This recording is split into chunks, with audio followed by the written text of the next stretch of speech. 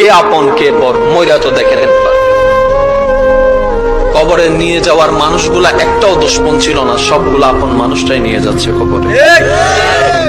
আমি চিৎকার দিয়ে আওয়াজ দিয়ে বললাম, ভাই তোরা তো জানিস আমি কবরে থাকতে পারি না, তোরা তো জানিস আমি অন্ধকারে শুইতে পারি না, তারপরও আমার জন্য কবরটা খুঁড়ে দিলি।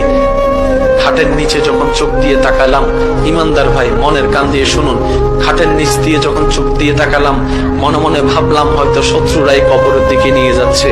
যখন নিচে তাকাই দেখলাম চোখ কপালে উঠে গেল, একজনও আমার দুশমন নাই, সব আমার আপন গুলাই আমাকে খাটের মধ্যে নিয়ে কবরের দিকে নিয়ে যাচ্ছে। কে আপন কে আপন প্রশ্ন করতে থাকুন নিজেকে, কে আপন কে আপন। উত্তর আপনি পাবেন না, উত্তর আপনি পাবেন না। এবার কবরের মধ্যে চলে গেল। গভীর মনোযোগ। প্রস্তুত আছেন তো? প্রস্তুত আছেন তো? ইনশাআল্লাহ প্রস্তুত আছেন?